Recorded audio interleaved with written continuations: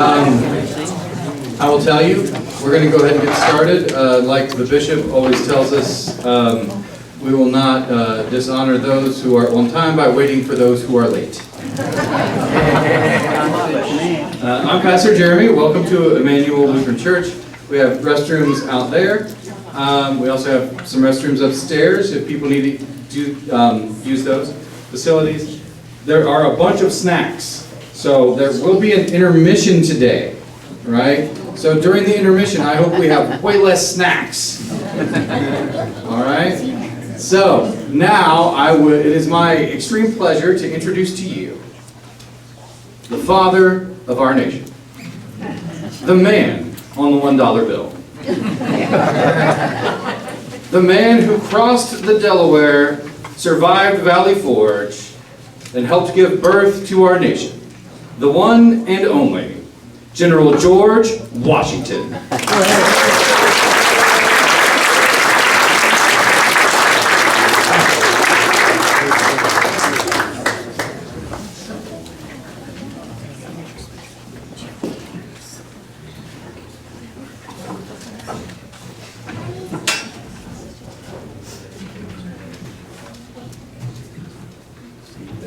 I recognize one of these flags. What is that? That's what you bore fruit. That's good news. Good afternoon, ladies and gentlemen. It is a pleasure to be here. Traveled quite a few days to get here. I understand your mode of travel has a lot more horses under the hood than mine does. But it is a pleasure to be back in the Ohio country. Many years ago, I will get to it here eventually, but I did visit your state briefly when I actually set foot in Ohio, the state that you recognize Ohio now, down on the Ohio River. But again, I am happy to be here, and I must share the regrets from Martha. Martha's back at Mount Vernon with the grandchildren. She does send her best regards. We, neither one of us, travel much far away from our haven anymore. So she does send her regrets and wishes she could be here. But I would like to start a little about me from the beginning. I was not always the white-haired gentleman you see standing in front of you now. I was young once. So my story begins on February 22nd, 1732. I was born at Pope's Creek in Westmoreland County, Virginia. My parents were Mary Ball and Augustine Washington. I was the eldest of their 6 children. I also had 2 elder half-brothers from my father's first marriage, and they were Lawrence and Augustine. Now, my father was a tobacco grower and a planter, much like many of the plantation owners in the area.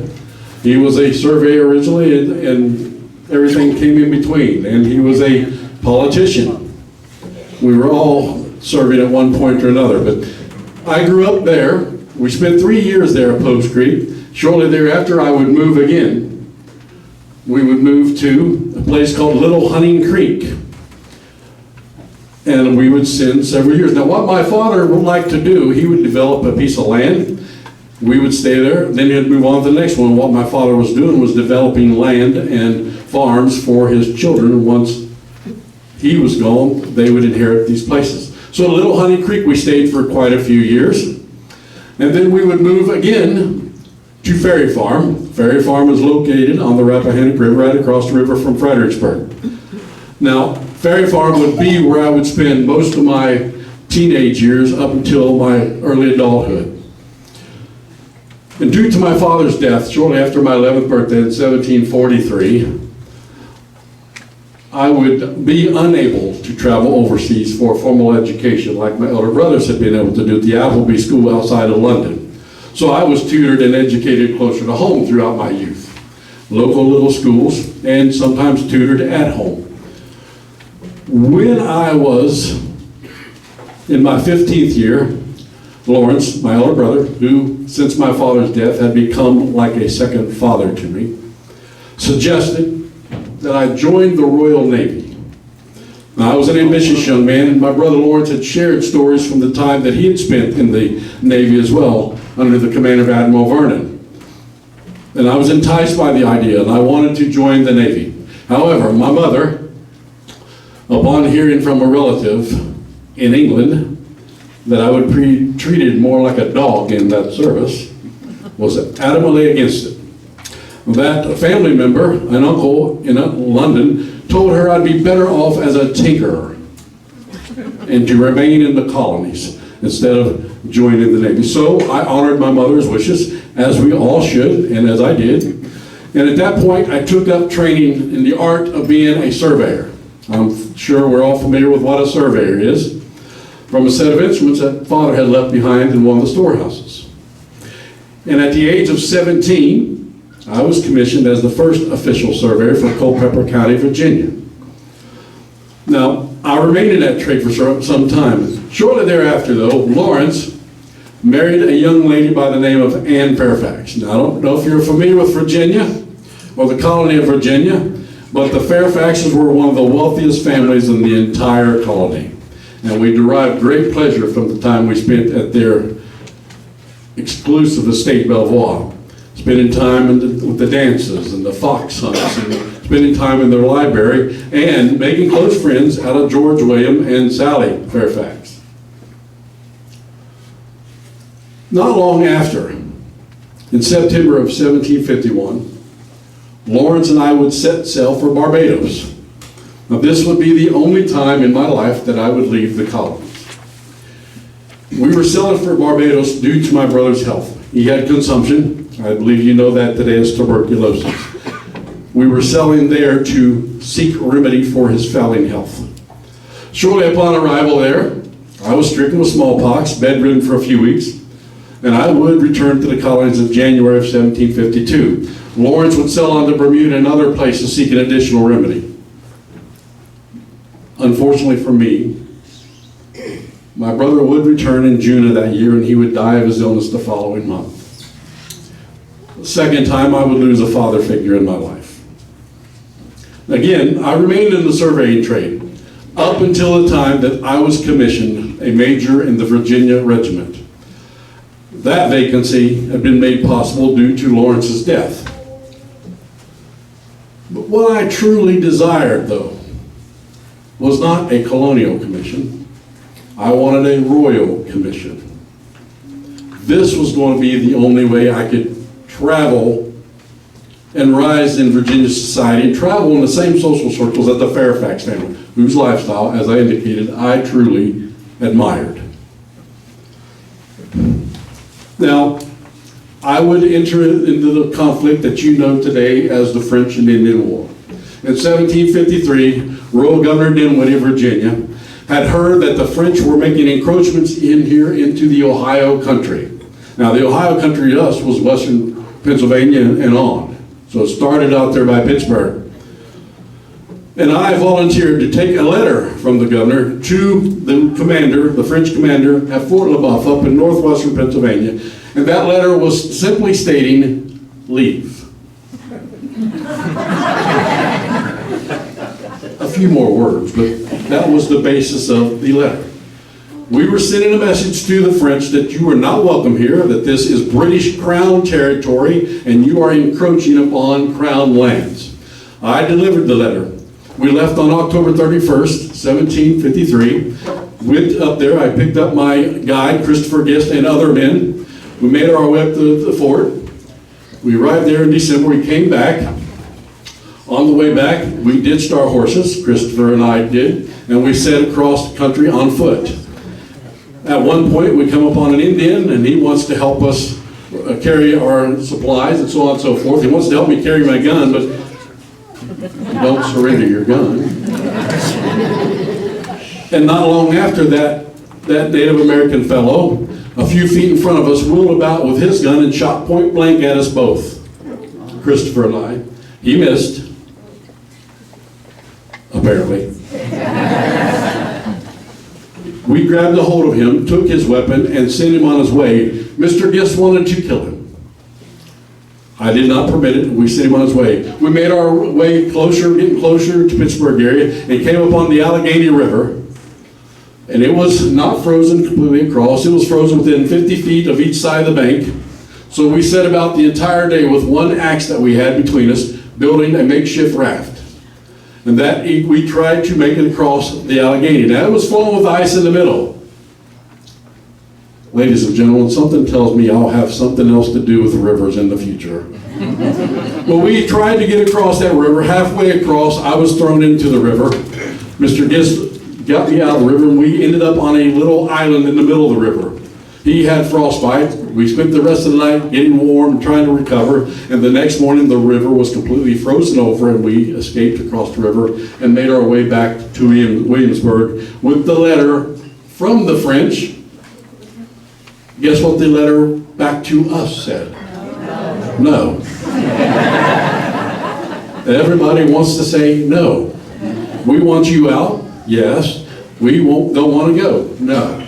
So I delivered the letter back to the governor. 1754, another trip into the Ohio country. I'm making my way out to Fort Necessity. I'm setting up. I'm a young major for the first time in command of troops.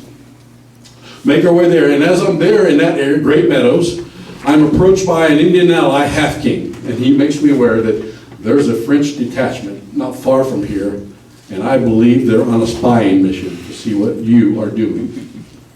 So I take some of my men along with Half King, and we ambush that French party. During the melee, 10 of their men are killed, including a young ensign by the name of Jumonville. And have you ever heard of Half King, my Indian ally? Has anyone heard of him? Okay, well the story goes that before I could stop the slaughter, Half King buried his hatchet into the young ensign's head and washed his hands in the brain matter.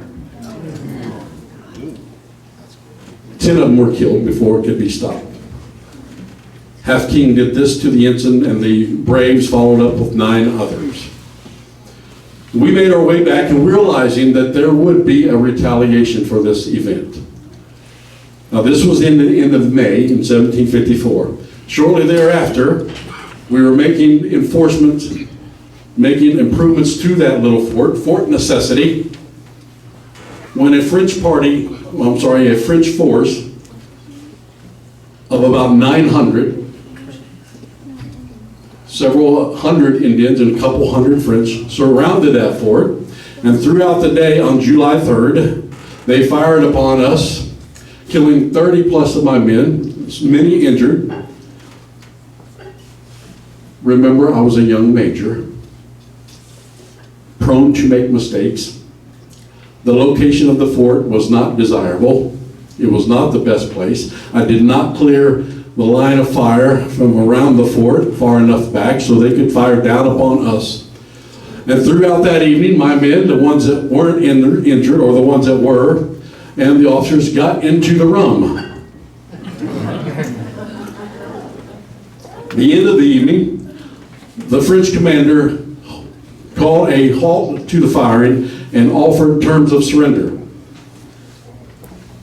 After speaking with my other officers, we accepted the terms. Now the terms were written in French. I don't speak French. And my interpreter by the name of Von Braun, his French wasn't that good either. And he was French. In the terms of the surrender, in there, I admit to, in so many terms, assassinating the commander's brother, who was Jumonville. And the following day, July 4th, coincidentally, we march out of Fort Necessity with our arms. We could not take the swivel guns that surrounded the fort. And we vacated the fort and made our way back east again toward Virginia. We would not be done with our forays into the French and Indian country. 1755, again in July, after General Braddock has arrived here on these shores and gathered his forces, brought a couple units with him from overseas, obviously. We made another trip into the Ohio country here and made our way toward Fort Duquesne. Does anyone know where Fort Duquesne is located? I know this gentleman over here keeps shaking his head, so I must have a historian nearby. Where is Fort Duquesne, sir? The Monongahela and Allegheny Forts going to the Ohio. Absolutely, the forts of the Ohio. So Fort Duquesne, we're making our way to Fort Duquesne because, again, we're going to attempt to drive the French out. Well, before we can even make it to the fort, on July 9th, we are attacked by an overwhelming force of French and Indians. Now, when I say overwhelming force, they did not have more than we did. We had around 1,300. They had a few hundred less. The General Braddock was a gentleman fighter, a British general, would not hear anything of fighting in anything other than gentlemen lining up in battle formation. Ladies and gentlemen, the Indians and French did not fight that way. We were marching along, vanguard and other units. We were surrounded by both sides, French and Indians, firing down upon it, and you had a mass retreat. Chaos ensued, and they were retreating, the vanguard coming back with the main army going forward. I don't know if you have somebody coming this way and somebody going that way, we're going to have a problem when we get up. Well, melee ensued. More than 600 were killed or injured. The vast majority of the officers, 72 officers, were killed or injured. I had been in the back. I had recently been brought forward because I had a medical condition. I don't know if you're aware of what dysentery is. I assume with that laugh, you know what that is. It's not comfortable with a horse. I was brought forward, and during the melee, organized the retreat. Now, General Braddock was shot through the side into the chest. Several horses were shot out from underneath him. I received 4 bullet holes through my clothes, and 2 horses shot out from underneath me. We did make a retreat with what was left. 4 days later, on the trail, we buried General Braddock in the road and walked our horses and wagons over top the burial site so the Indians, the French, could not find the spot and defile. Again, we made our way back east. It's not been a successful 3 years. I am made commander of the frontier to defend the frontier, 300 plus miles with my regiment. And I would serve through 1758. Now, a wonderful thing, I'm finally getting to a wonderful thing in my life, occurred in March of 1758. On a return trip, medical leave, again in March of 1758, I was met on the road by a friend. I was returning to Williamsburg. I was met on the road by Richard Chamberlain. He was a friend, and he kindly invited me to join him and his family for dinner at their plantation on the Pamunkey River. And I was very nicely surprised to find a young widow by the name of Martha Dandridge Custis in the company that evening. We talked well into the night. There was an attraction, and no, it had nothing to do with her being a wealthy widow. Maybe. We talked well into the evening, and we had 3 dates. We were engaged. We exchanged letters throughout the rest of the year, and on January 6, 1759, we married at her home, White House, her father's home. We were married, and shortly thereafter, I had inherited by this time a place called Mount Vernon. Have you ever been to my home? I see a hand back there. Mount Vernon. Now, this will be the second time I lived at Mount Vernon, because I gave you the name of a home earlier that had been renamed Mount Vernon. Little Hunting Creek was renamed Mount Vernon by my brother Lawrence because he had served with Admiral Edward Vernon in the War of Jenkins Ear in the Caribbean. So that is how my home came to be known as Mount Vernon. So Martha and I and her children, by the way, she had 2 children. There's 5, she had 4, but 2 had died in infancy. Little Jackie and Patsy Cutsis. We settled into a life at Mount Vernon, lived there comfortably for the next 16 years. I was a plantation farmer, grew tobacco, which I eventually transitioned out of. We started farming more marketable crops in the colonies, weeds, corn, flowers, and started marketing those. And all through the 1760s, we remained loyal to the crown. We were British. But starting in the middle of the 1760s, Parliament, filling the incredible debt accrued by fighting the French and Indian War, started imposing taxes upon us colonies. Sugar taxes, stamp taxes. Every time they would issue a tax, there would be an uproar and it would be repealed. There would be another tax and repealed.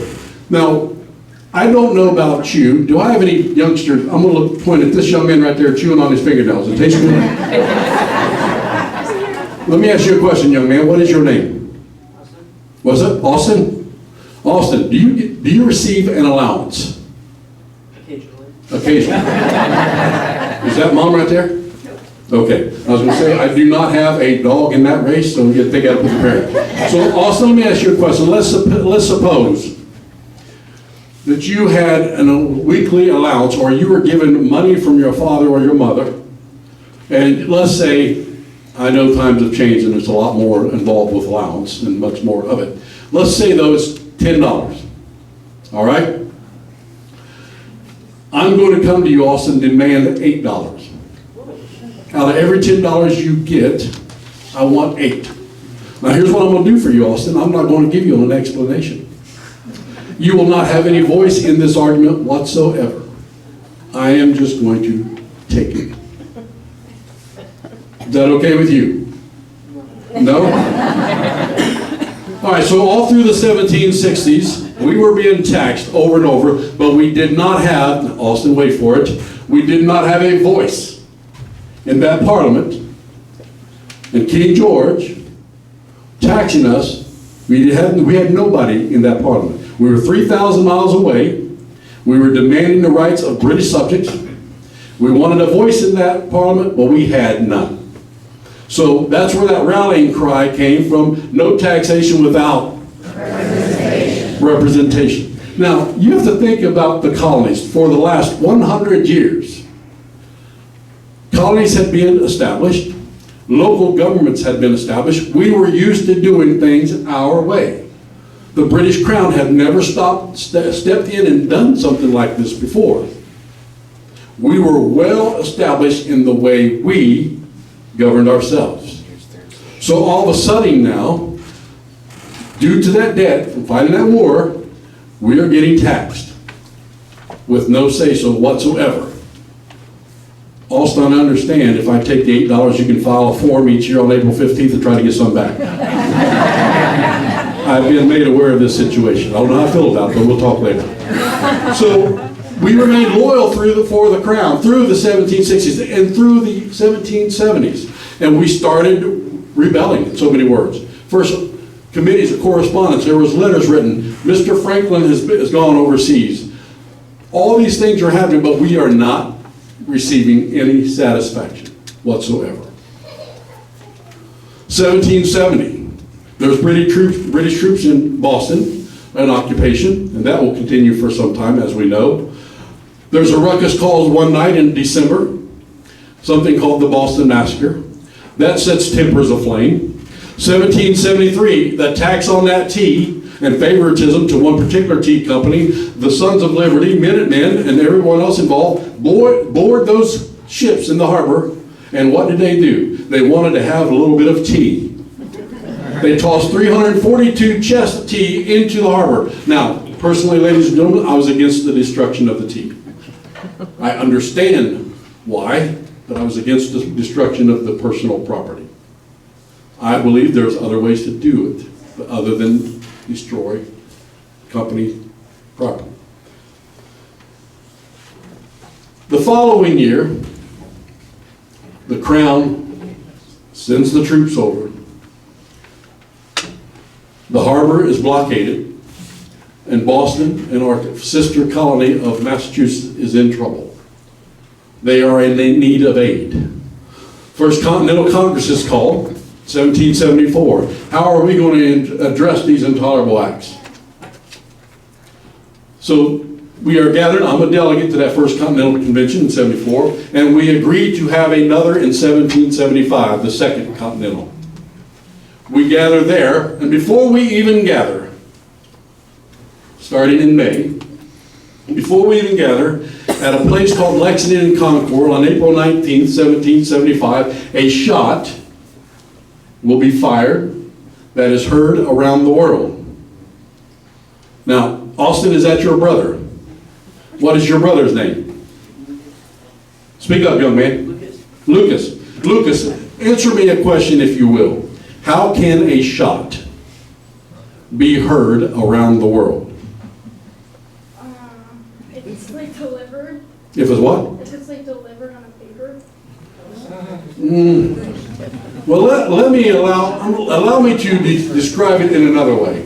This event was so significant that it would have worldwide ramifications.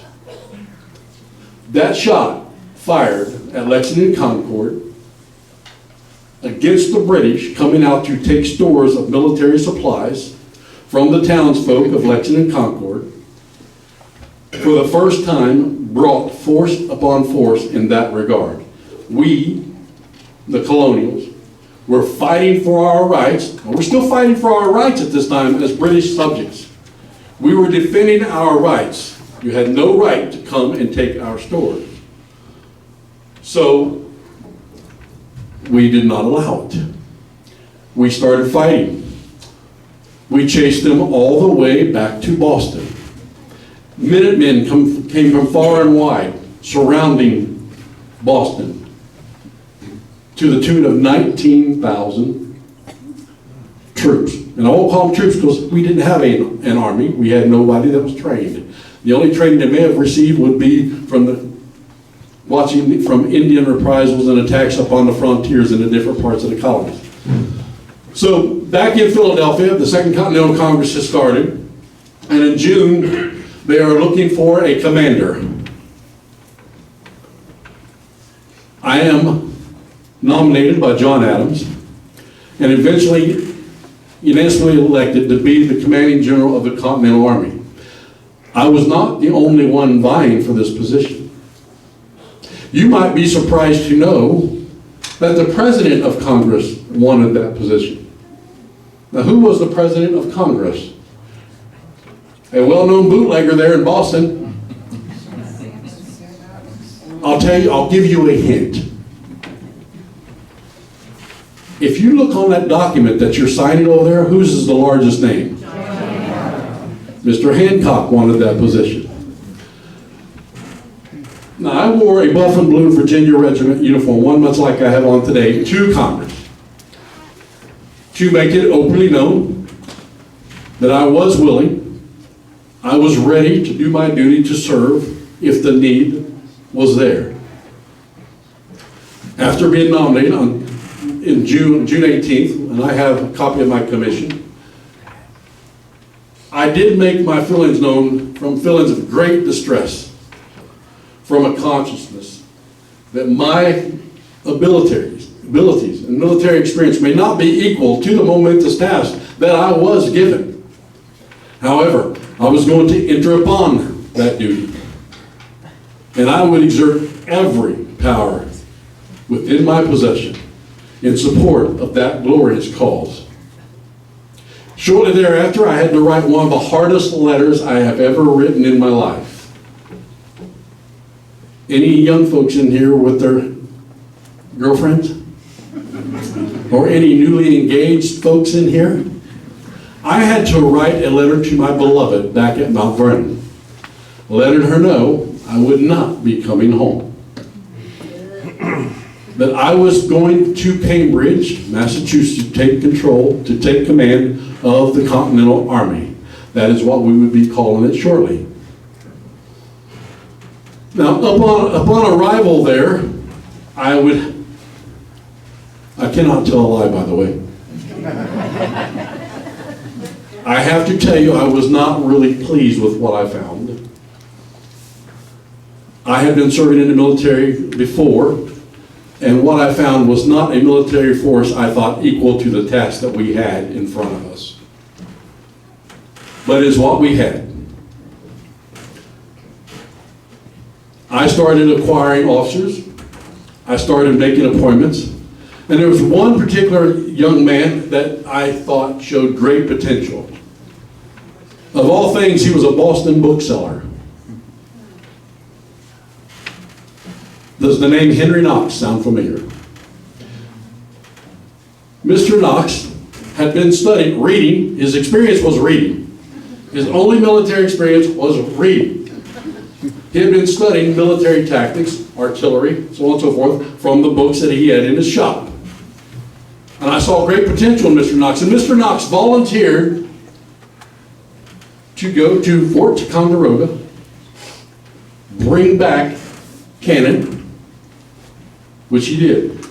A glorious 300-mile trek over frozen country in snow and ice. And he brought those back. Now, once he got those to Boston, one particular evening, without letting the British know down below, we placed all those guns up on Dorchester Heights one particular night. And when they woke up the next morning, the British looked up and said, it's kind of like your jaw would drop.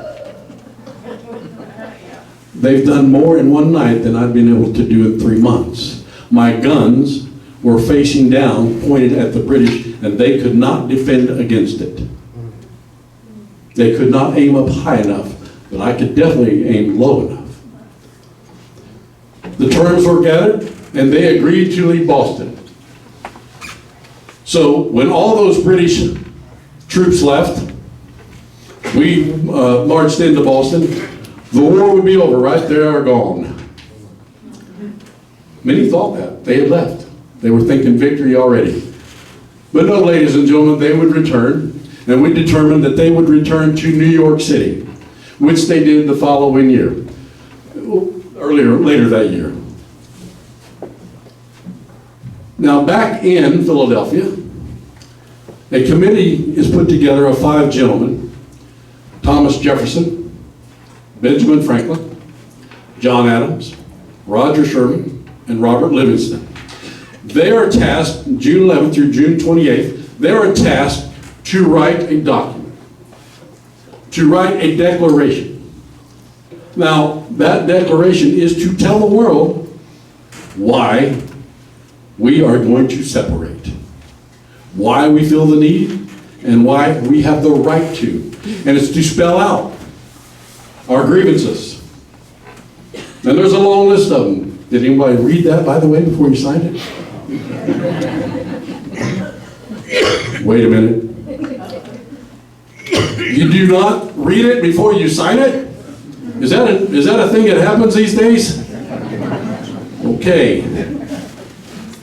But in that document, you're going to find a long list. There's around 27 total grievances if you count them all. And there's a beginning, there's a body, and there's that end. One of those paragraphs, one of the most paragraphs, and you can quote it with me if you want to. I love repeating this paragraph. We hold these truths to be self-evident, that all men are created equal, that they are endowed by their Creator with certain unalienable rights, and among these are life, liberty, and the pursuit of happiness. Now, toward the end of that document, when it's all done, spelled out, what did they pledge? All those men, 56, signing that document, or had anything to do with that document, were signing their lives away. They pledged their lives, their fortunes, and their sacred honor. That's what that meant, signing that document. Treason. Now the document was put out. It was taken right down the street. Mr. Dunlap made 100 to 200 copies overnight, and it was dissipated. The first reading of it, July 8th, was 3 places: Easton, Pennsylvania, Trenton, New Jersey, and Philadelphia. My troops and I are gathered in New York City, and on July 9th, the following day, with a letter from Mr. Hancock, President Hancock, to be read to the troops. Gentlemen, this is what we're fighting for. These are the reasons why. We have declared our independence. It's all good on paper. It looks really pretty with all the signatures. John Hancock's big signature on there. But a declaration has to be enforced. You, my men, are the enforcers. Now, about this same time, the British are landing. They have made their way back from Nova Scotia, and they are landing in New York City. Now, this armada that is off the coast is the largest that you will see in that entire century. Several hundred ships, 32,000 well-trained British troops and Hessians.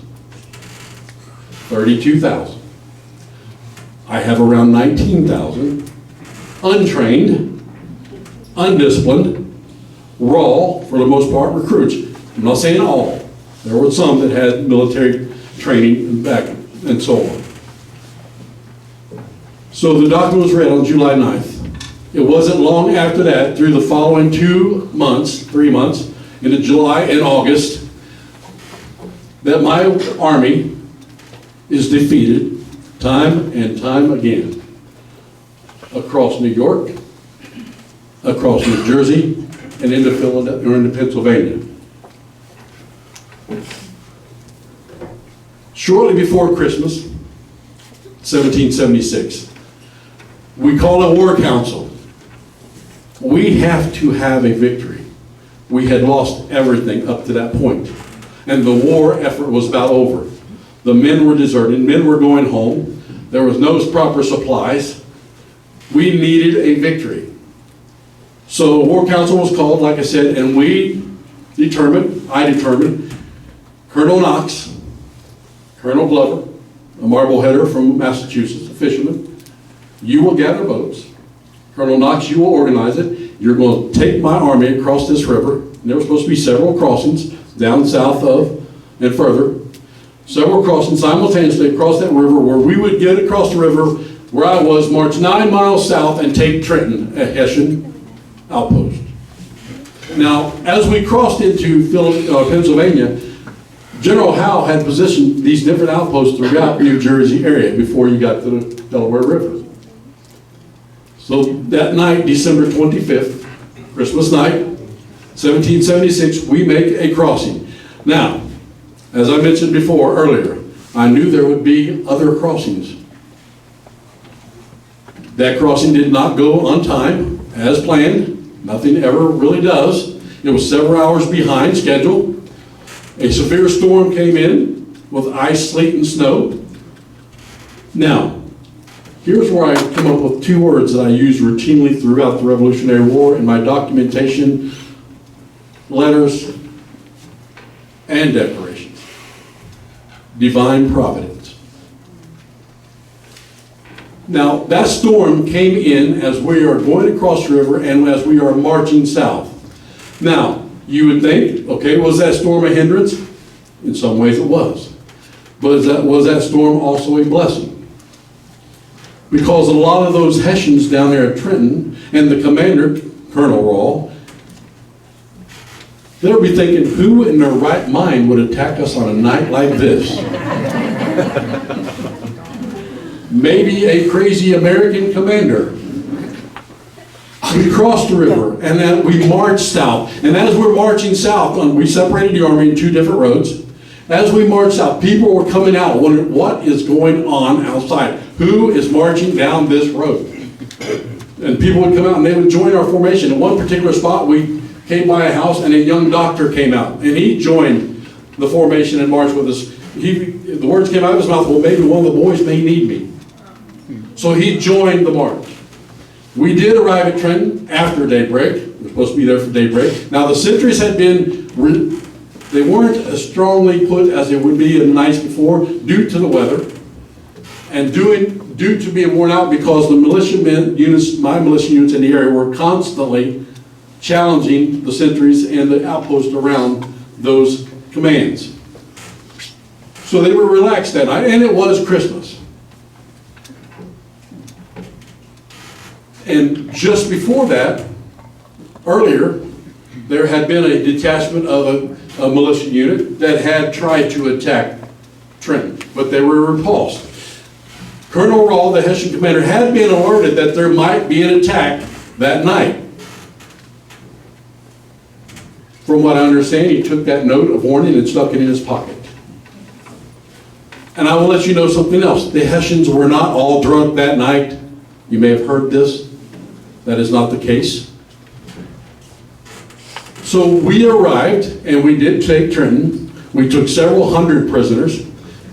We did get back. Colonel Rahl did die of his injuries that day. And there was one of my young lieutenants who nearly died during that attack because he was shot and nearly bled out if it had not been for that young doctor joining the formation. Now, you might know the name of this young lieutenant. Does the name Lieutenant James Monroe sound familiar? Now, is that providence that this doctor just happened to come out of his house and join the formation marching southward? I don't believe in coincidence. I believe things are done and made and happen for a reason. So we did take Trenton. We would march across the river. My men's enlistments were ending December 31st. I was losing my army.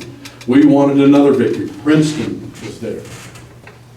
So on that evening, I had the men gather around, the ones who were getting ready to go home. The enlistments were ending. And I rode back and forth with my horse.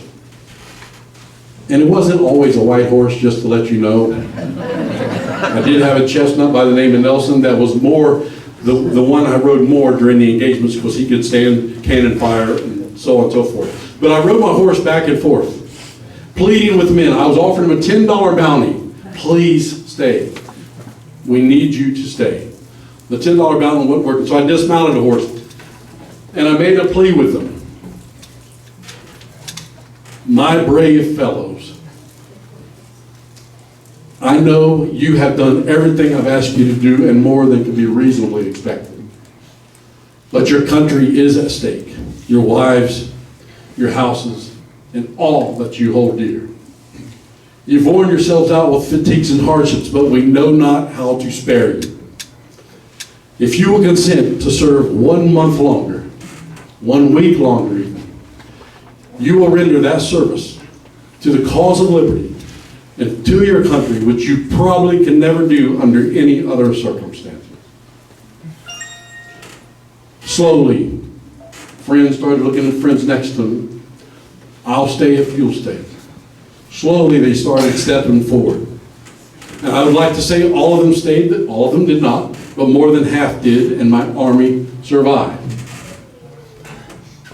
Just a couple days later, again we crossed the river, had the second Battle of Trenton on January 2nd. That night, Cornwallis, we had a little engagement there. The fight was called off during the night. Lord Cornwallis, General Cornwallis said, I'll go get the fox in the morning. So he postponed the fight, ended it. Well, the fox wasn't there in the morning. Overnight, with the campfires burning, we marched north to Princeton. And we took Princeton before Cornwallis had realized what had happened. Now, throughout the rest of those few months, in the early beginning stages of 1777, is what's known as the Forage War. During those times, militia groups and the units from the force that was the Morristown, where I retreated and took my command to, we were forcing out the British in engagement and the Hessians. So we cleared New Jersey. Throughout the rest of that year, I would like to say it was a great campaign. I cannot tell a lie. It was not. We lost many more engagements. Brandywine, Germantown. We were forced, we lost Philadelphia. The capital city was a serious blow to morale and to our stamina, for lack of a better word. and much thought the game was up again. We retreated into Valley Forge. December 19th, I marched in with about between 10 and 12,000 men, women, children, camp followers. We were there for 6 months, December 19th through June 19th. But something miraculously happened in the spring months of 78. Now, Dr. Franklin was constantly always sending me officers. Some vetted, some not so well. We had men coming from France that were seeking honor and glory in the war for independence. We had other officers from other countries coming over. Now, 2 in particular come to mind. There was a young 19-year-old Frenchman who defied his king's orders, defied military orders, and wanted to come over here and be a part of our fight because he believed in what we were doing. He outfitted his own. He provided all the income necessary to support, clothe, arm his men. Maybe you've heard of the Marquis de Lafayette. Well, he enters the fight at this time.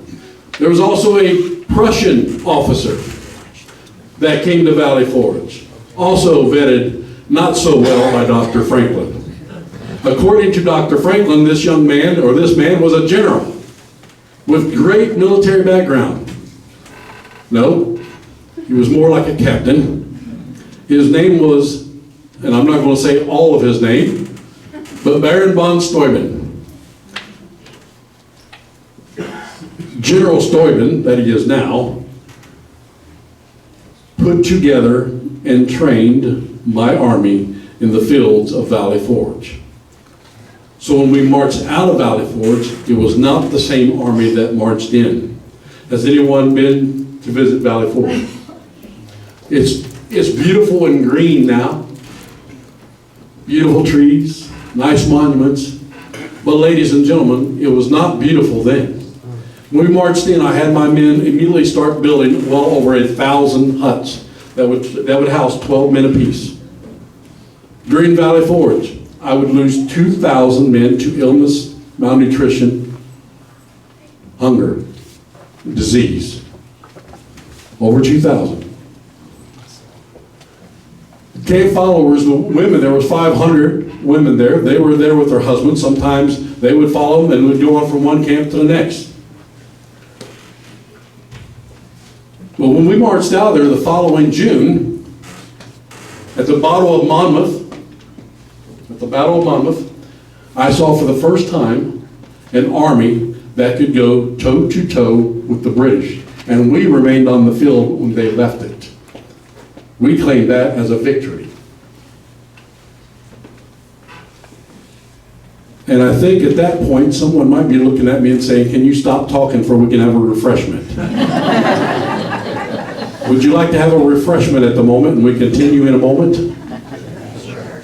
That's up to you. I don't want Dorothy or anybody getting mad at me. Okay, you're not standing up, so. Do you want a refreshment time? Yeah. Okay, all right, ladies and gentlemen, we'll take a brief pause.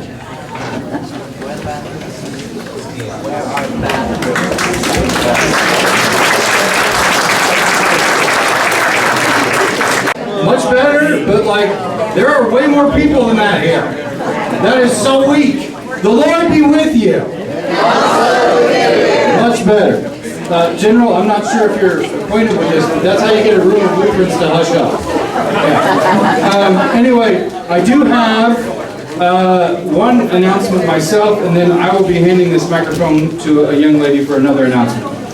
The first announcement is that for all of the events that are part of America 250 this year, our 250th anniversary of the nation, can be found on America250salem.org, right, or America250salem.org. That is where you can find out where there are going to be more things like this. And I believe you're back on July 3rd, right, General? Yes, all right, so there you go for the parade. And there you are. Here I am. I'm from the Salem Women's Federation next door, And I might add, if you haven't been to this gentleman's home, Mount Vernon, it is outstanding. It was saved by women, and it is still run by Regent women today. It's outstanding. So if you haven't, it's worth a trip to his home.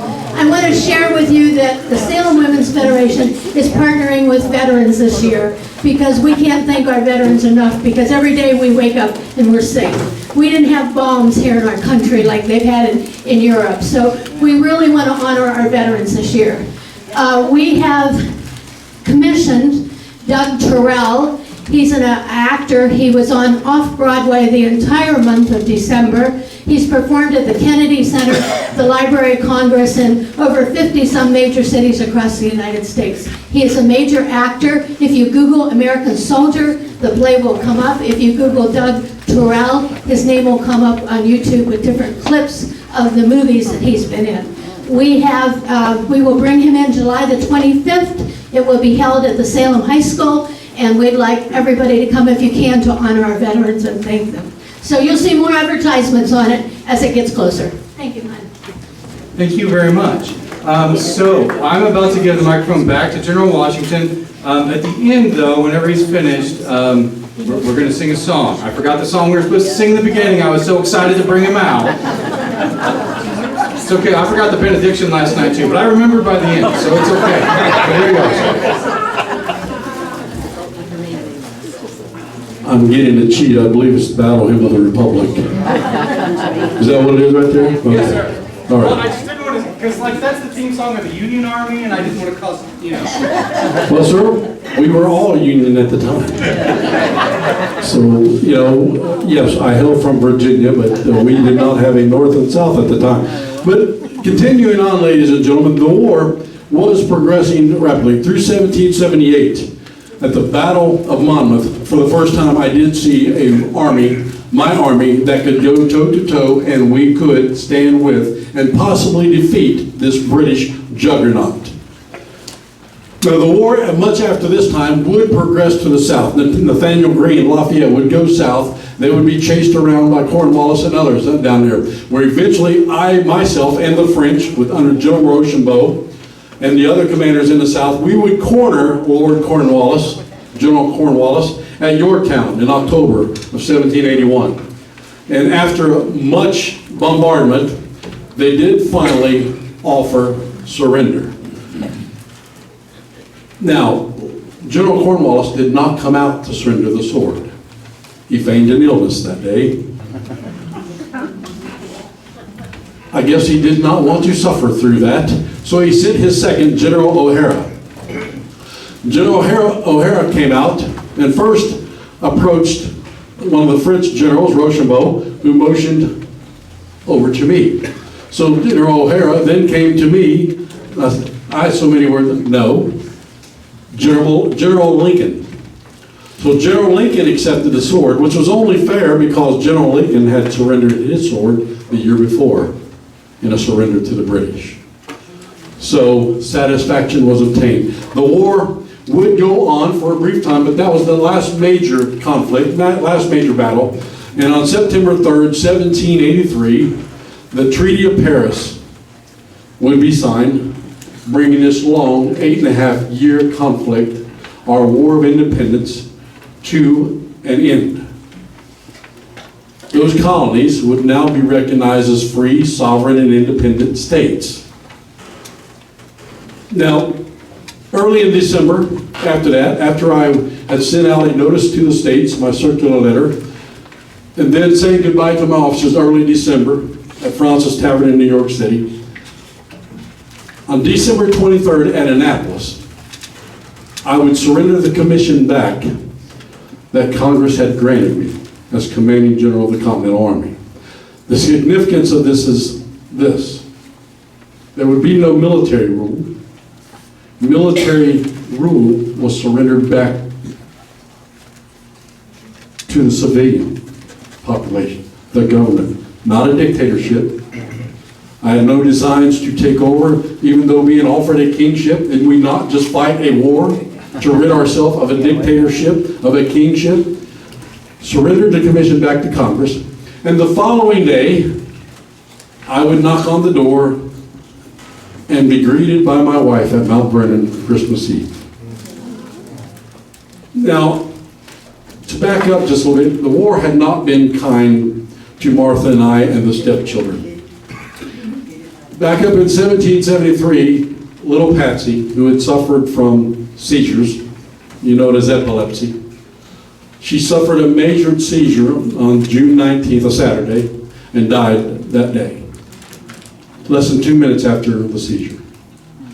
Jackie, her oldest son, at the age of 27, she had been able to keep him out of most of the conflict, most of the war throughout that time. And when I stopped off at Mount Vernon for one of those only times I stopped off at home in that 8.5 years, Jackie wanted to go with me, being a camp observer at Yorktown. Much to Martha's dislike and displeasure, she gave in, he came along. Jackie would develop camp fever and die of typhus near Yorktown in 1781. Martha had outlived all of her grandchildren, all of her children. Now, during the war effort, Jackie, and had married Nellie. They provided us with 4 grandchildren, 3 granddaughters, and a grandson. And we called him, well, his name was George Washington Parke Custis. We called him Washington, or Tub, because he was a fat little baby. Everybody has nicknames, we did then also. But during that time, now Nellie would remarry after Washy's death. She would marry a physician by the name of David Stewart. And would you believe, throughout her lifetime, Nellie would give birth to 23 children. Not all of which survived, but we had some of those extra children stay with us at Mount Vernon. Now, in 1784, a year afterward, I'm back in many of my fields and my planting and my experimentation with crop rotation, etc., and so on and forth. I'd make a trip into the Ohio country, my western lands, in other words, to look at and see about selling lands. Because at that point, ladies and gentlemen, I was trying to come up with a way where I could rid myself, or find a way to rid myself of that, what you call my unavoidable subject of regret, slavery. I was going into those lands to see if I could find buyers. Under Virginia law, which has affected a lot of people wanting to emancipate their people, it was against the law to free them. For me, if you could free your slaves, you had to be able to take care of them and pay for them if they could not take care of themselves. So their maintenance, their well-being was dependent upon you also, even if you were able to free them, if they couldn't take care of themselves. I was not able to do so at that point. Well, during this time frame between 1784 and 1787, things were in chaotic circumstances in the colonies. We were a union in name only. We were operating under the Articles of Confederation that had been put out by Congress in 1777. It had been enacted, ratified in 1781. But under the Articles, it was nearly impossible to pass legislation. All the colonies had to agree. Have you ever had everybody agree with everything? Well, things have not changed, I see. It was nearly impossible to enact legislation. We could not collect taxes to fund operations. We could not fund or maintain an effective military. We could not even back our own paper currency. We knew that something had to be done. We either had to revise or replace that document. In early 1787, following Shays' rebellion up in Massachusetts for the year 4, 1787, a federal convention is called in Philadelphia. For this purpose, something has to be done. And the articles have to be amended. Well, upon gathering there with other gentlemen by the name James Madison, Alexander Hamilton, Dr. Franklin was there as well, and others. We were there to, again, revise this document. Once we arrived there, we realized, though, we have to replace this document. So for 4 months, May, June, July, August, into September, with windows closed, doors shuttered, we argued, we compromised, we hammered out a form of government unknown before. Mr. Madison had done a lot of homework as to the type of government that we were going to be able to form. Now, this was going to be a different government. We, the people, would control the government. We, the people, would elect our representatives. We, the people, we would decide when those representatives were not upholding our values anymore, and they would be voted out of office. So this was hammered out. We put together an executive, judiciary, a legislative, different branches, checks and balances upon the government. Again, never seen before. An American representative republic. On September 17th, we have fixed our signatures to this document. Now, I've got a little tricky question for you. It's my turn. How many people signed the Constitution? Are you wanting to say 39? What are you wanting to say? Well, you raised your hand. Oh, no, not yet. I did. How many people signed the Constitution? What if I tell you, and here's the tricky part, 38. But there's 39 signatures. Somebody signed twice. John Dickinson was not available. He was not available for the signing part. Someone else signed his name. So there's 39 signatures, 38 signers. So it was sent to the states for ratification. I would like to say it went well and easy. It was argued over. The Federalist Papers were issued. Hamilton, Madison, Jay were writing those Federalist Papers in support of. You had anti-Federalist Papers. And the biggest argument for not wanting to pass the constitutional document as was, anybody know why? What problem that most people had with the Constitution? It did not contain a Bill of Rights. It was not originally part of the Constitution. You know this. Amendments changed the Constitution.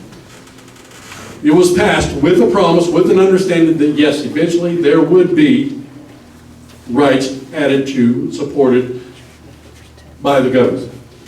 That would come a couple years later. But it was ratified. The following June, anybody from New Hampshire or visited New Hampshire? Nobody? One. Okay, a couple over here. New Hampshire, the 9th state necessary to ratify the Constitution, did so on June 21st, 1788, followed by my home of Virginia just a few days later. So it was placed into effect. Our government was on March 4th the following year, 1789. Martha and I were at home at Mount Vernon when the Secretary of Congress came knocking on our door. General Washington, congratulations on being first president of the United States. Martha was not pleased. Martha had just spent 50% of the war effort with me in the winter camps. We'd always been away from Mount Vernon, our home. And now she's being told we are going to go away from our home again. And that we did for 8 years. 2 long terms. Now, my original idea and design was to start the government, not to remain, to set it in motion, to get it established. I would have been happy after 2 years to return to Mount Vernon. But we stayed the first 4 years. Has anyone ever heard of my farewell address? Has anyone ever read my farewell address? Which one? There was 2. At the end of my first term, Mr. Madison had written me a farewell address. I had no design to stay for a second term. But I was talked into staying. Mr. Hamilton, Mr. Jefferson, Mr. Madison, you have to stand for a second term, General. We are not in the place where you can be not part of it yet. So I stayed for a second term. And wouldn't you know it, I go into my second term and a lot of those gentlemen resign. Talk about turning Mr. Jefferson was first. He wanted to go back to his books and his home at Monticello. And if you've ever been to Monticello, you understand why. It's a beautiful place. And he did have quite the extensive library. He wanted to go back to his books and his farm. Understandably so. Mr. Hamilton would leave eventually. The only one that would be remaining would be my secretary, or who? Would it be a secretary or would it be my, nope. Mr. Randolph would stick around, Attorney General. But most of those men would go home. And Martha and I we are in Philadelphia because of, now where was our first capital? New York City, sworn in, inaugurated Federal Hall. A year or so later, we'd go to Philadelphia upon agreement to be 10 years while the federal city was being built. Of course, that came about from a compromise from three gentlemen at a famous dinner, Jefferson, Madison, and Hamilton. They met at a famous dinner. Hamilton got his bank and Jefferson got his city.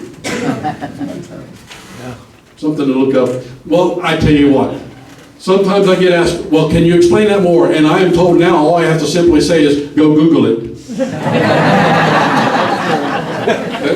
That can be my answer to everything, correct? Go Google that, whatever Google is. It's kind of strange. I see people looking into these strange boxes, and I hear, okay, who is this lady named Siri? And Google is an odd name for a gentleman. But we stayed. Now, Mr. Madison had written me out a farewell address for my first term.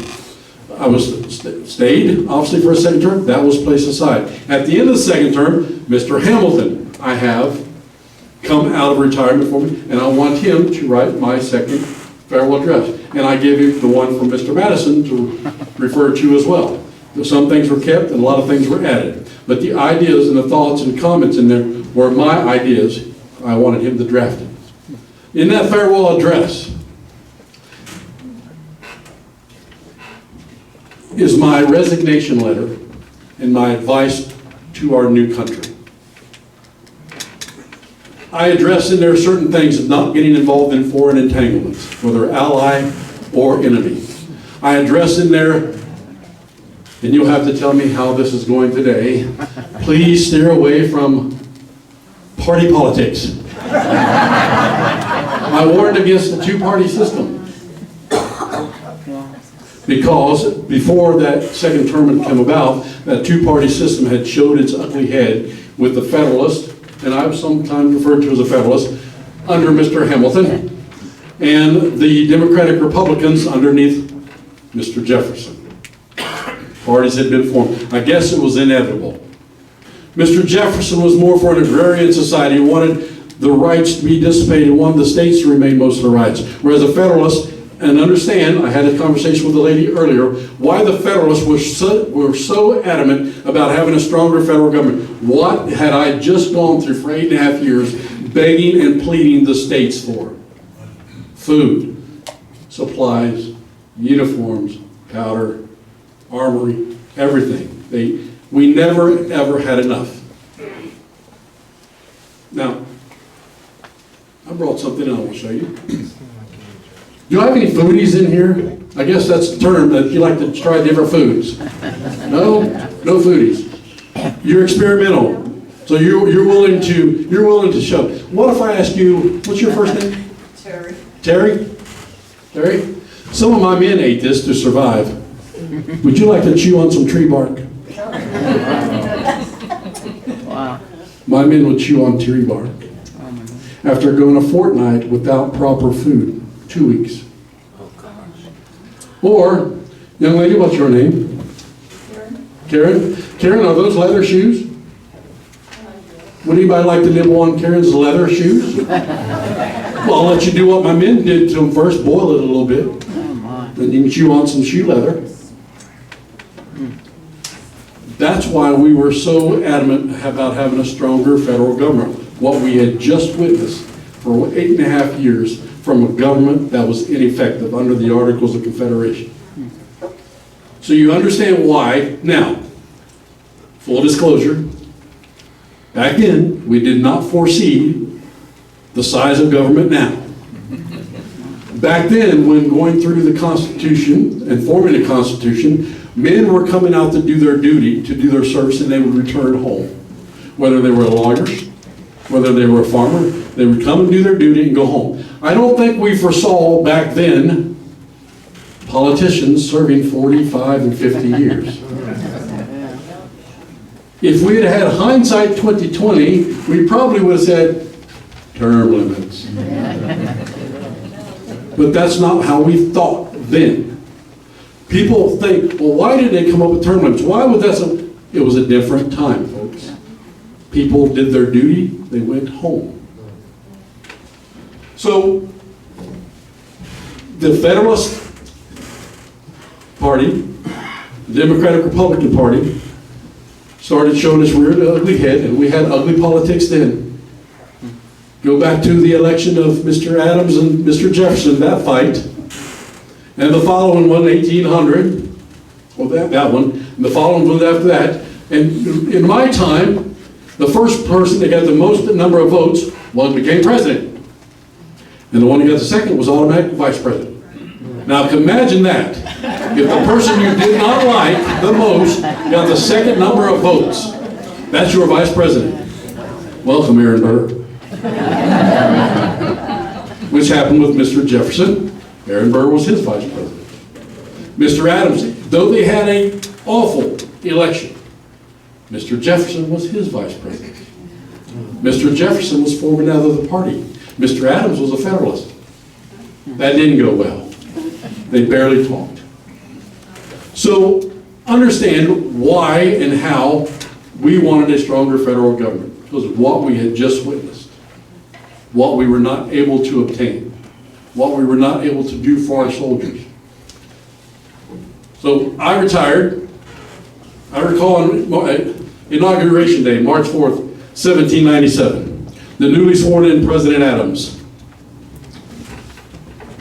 I recall saying to Mr. Adams, I am fairly out. You're fairly in. See which of us will be happiest. And as Martha usually says, we will. So we retired home to Mount Vernon.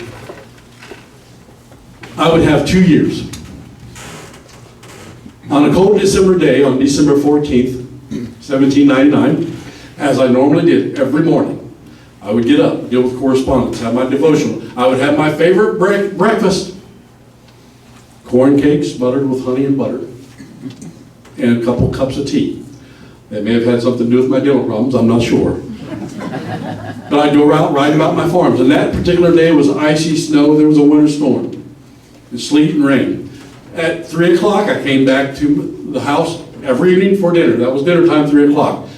I came back, and as we normally did at Mount Vernon, we always had guests, and this day was no exception.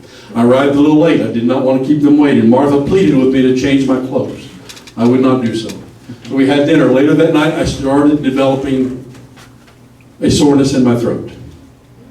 The next day, as my wife would refer to me as Mr. Stubborn, when she wouldn't call me her old man, I rode out into Mount Vernon grounds again to mark trees for planting, for cutting. And later that night, my throat continually got worse and worse. I was unable to read the newspaper gathered with the family. That night I woke her up telling her I could barely breathe. She wanted to go get the doctor. I wouldn't allow her because I didn't want her also to catch cold. And throughout the next day, Dr. Craig and a couple other doctors came trying to provide remedies. They bled me 4 times, taking 5 pints of blood. Any medical students in here? How much blood do I have left? So they bled me about 5 pints of blood. Now that was common. Again, if you are one of those people that says, I miss the old days, careful. Sometimes the old days are not what they're always stacked up to be, especially when you're being bled to death as a remedy. So I was bled, given blistering agents, choked on several concoctions, and later in that evening, my last 2 words, 'tis well. At the age of 67, December 14th, 1799, I would die. It would not take long for Patsy, I call her Patsy, Martha, to follow me one last time as she always did to the encampments. My beloved, my dearest, the one who meant the most in my life. Just 2 short years later, brokenhearted, after a brief illness, Martha would die on May 22nd, 1802. Now, after my death, she locked the bedroom where we'd spent 40 years. She moved herself to an upstairs 3rd floor room at Mount Vernon. She went through all our letters, reading about the times of our life, and then she burnt them all. 3 letters of Martha and I survive. 2 of them were written right after I became military commander of the Continental Army. Now, the young lady stated something about women saving my home. Now, sailing up the Potomac River was a young lady in a boat. She looked over on the riverside and up on that hill and saw the dilapidated state of my home, Mount Vernon. And she wrote a letter to Miss Cunningham, was her name, and Cunningham, saying something has to be done. Now, first, the state of Virginia was approached about saving my home. They weren't interested. They next approached the federal government. Government was not interested. So the women of Mount Vernon Ladies Association, thank you women, took it upon themselves, started obtaining the funds from a deal previously made with one of my heirs that would now own Mount Vernon, and bought Mount Vernon. So for the last 175 plus years, Mount Vernon has not received any tax money.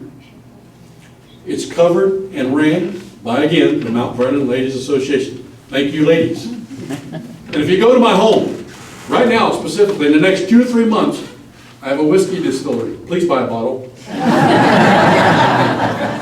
Upkeep is expensive there.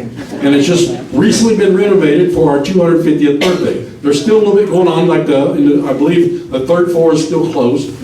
There's still things going on in the cellar or the basement, if you want to call it that. I know that's what you call it these days. But if you go visit, there you will see roots of our American Republic. If you go to Monticello, you will see roots of our American Republic. Montpelier, Madison's home, close to Monticello, you'll see that. You can visit Monroe's home. Do the presidential tour, if you will. But early on, when I first walked up here, I said I recognize this flag, which I do. It came about, not at the beginning of the war, but it came about shortly thereafter. And yes, I did know Betsy Ross. She made curtains for Mount Vernon. Bed curtains. Did you know that? She made bed curtains because I had met her and her husband before. And when I was called to Philadelphia in May of 1776, we met again, her uncle, Rob Morse. We went to visit her shop. Now, she may not be credited with actually making the first flag, but she showed me a way on my flag how to make a 5-pointed star instead of a 6, which was easier for production. But I make reference to this one.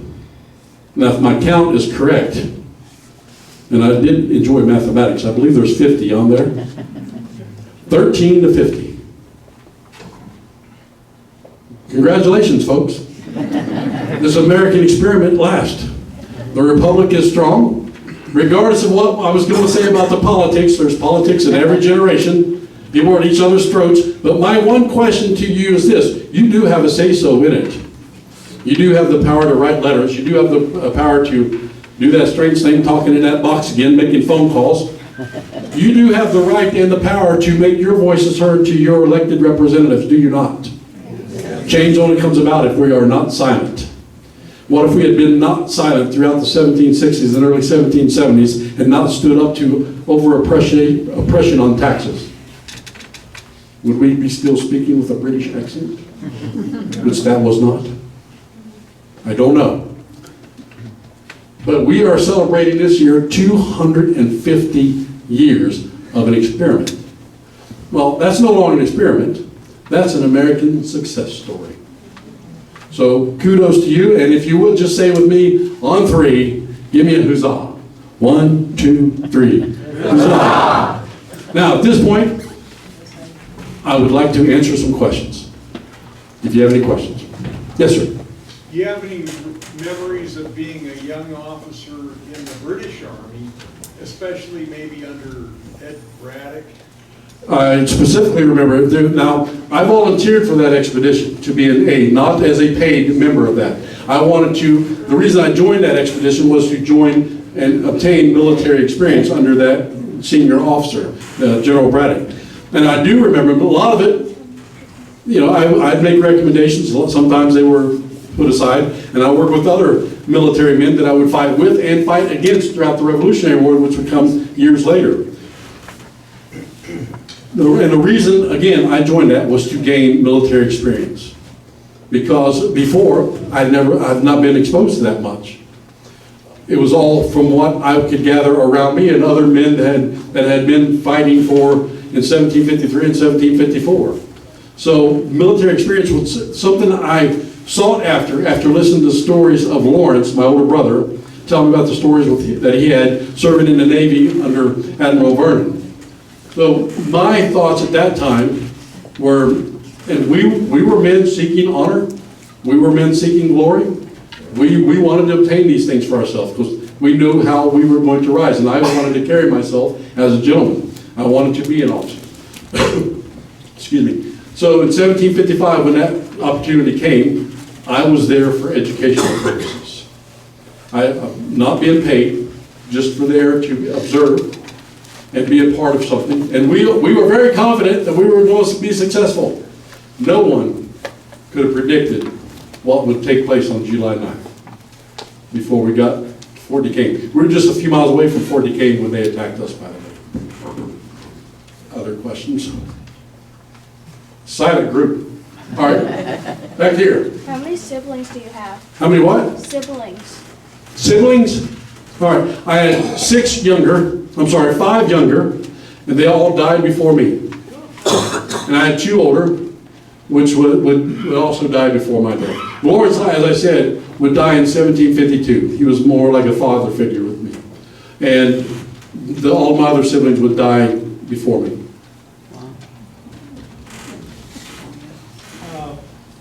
Benedict Arnold. I want to hang him.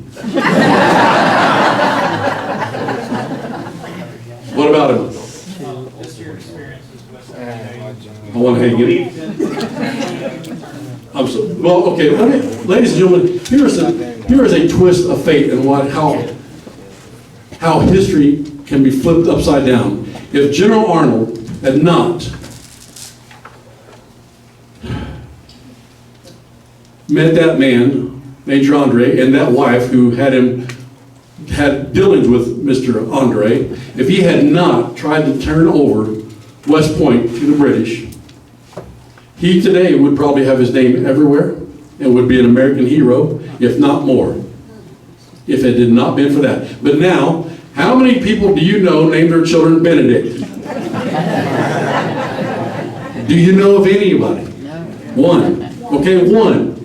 Out of everyone here, what does Benedict mean? What does Arnold mean? I tell you what I immediately think of. Short drop.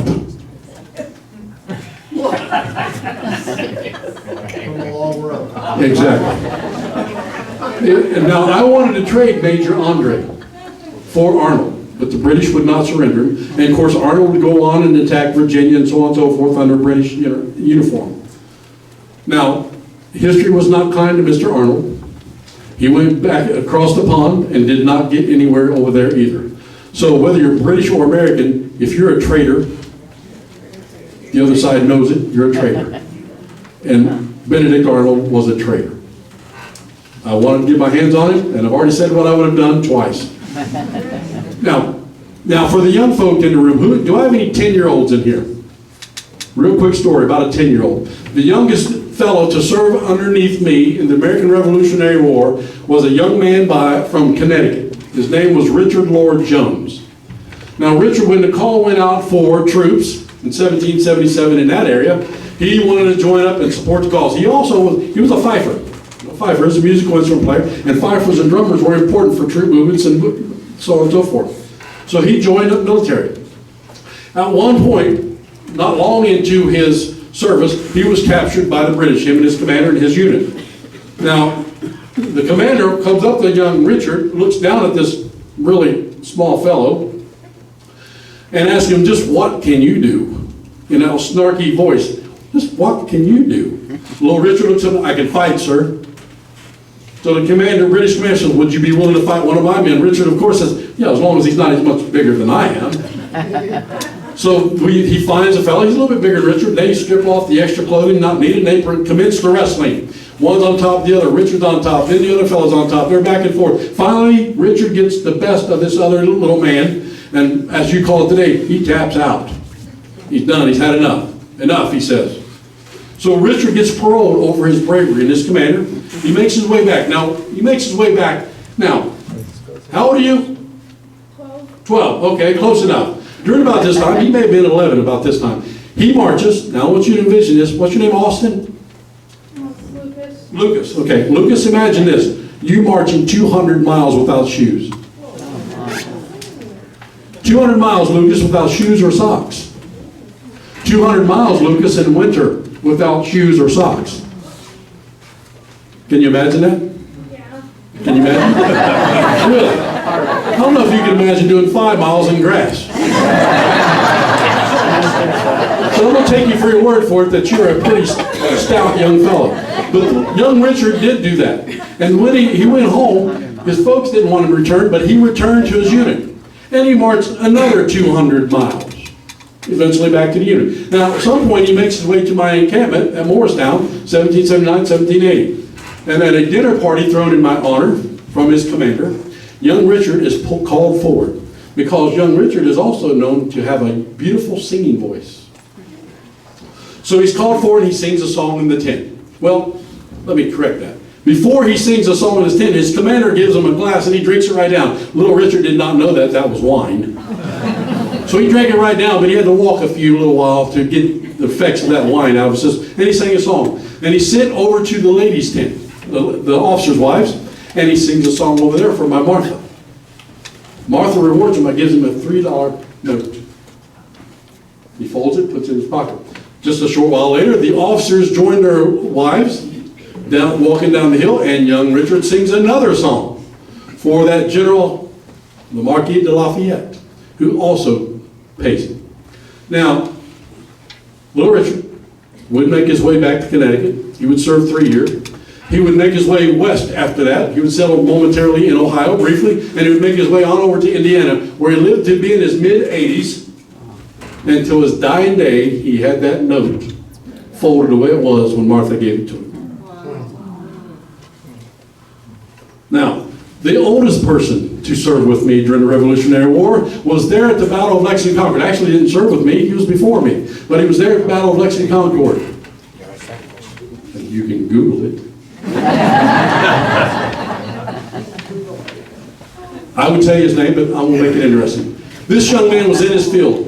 When the British were being fired upon, being forced back to Boston, a relief regiment was sent out from Boston to provide cover for those escaping, the British troops escaping back. Well, this young man, or this older gentleman, he was 78 years of age, by the way. He was tending his field, and he saw them approaching. He dropped his hoe, and he went in and grabbed his musket and his 2 flintlock pistols. As the British approached, he shot and killed 3. With his flintlocks and his rifle. And before long, he was overcome. Shot through the mouth. Bayoneted 7 times. And left for dead. He would not die. He would live another 18 years. Wow. Till his mid-90s.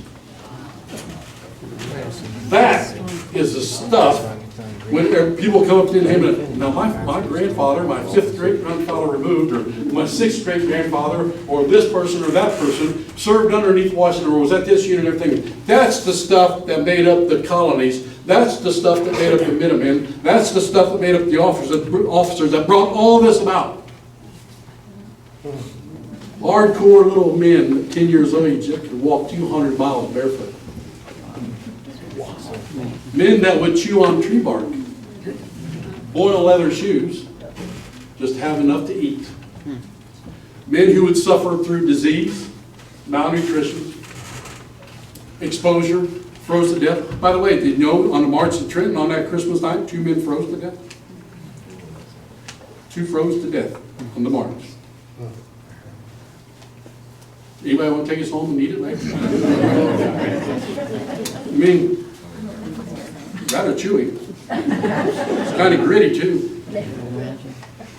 A lot of times my men would boil this to make tea. Now, other things they would eat. Raise your hand if you have a dog. They would eat a dog that would die in camp. They would eat the horses that died in camp. You know what a fire cake is? You ever heard that expression, fire cake? Throw flour on some water and throw it on a rock at the campfire and just let it burn until it's ready to eat, ashes and all. How about maggoty flour? Spoiled pork? You would be surprised at what you'd eat if you're hungry enough. Ladies and gentlemen, I thank you for your time. I appreciate the opportunity.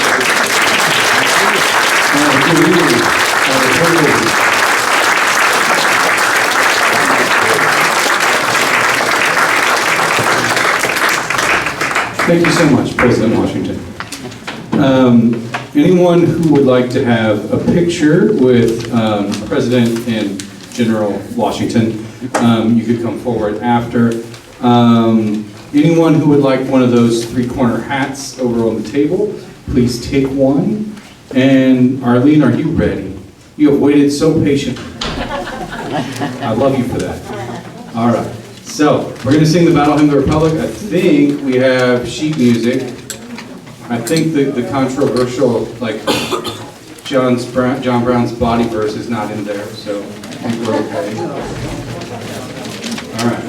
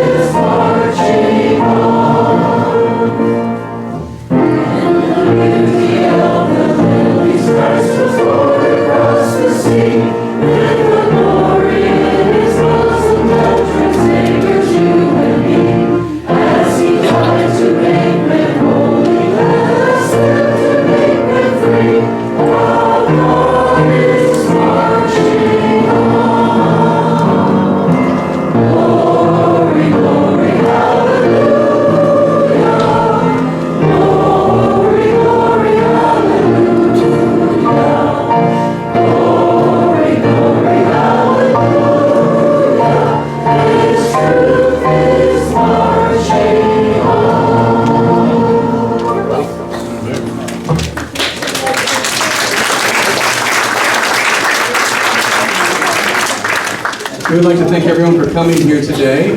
I also will say, after having sung the Battle Hymn of the Republic, I think we can all tell why the Union won that war.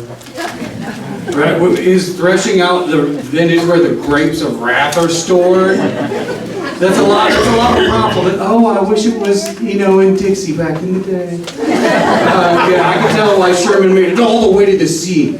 Anyway, thank you all so much for being here.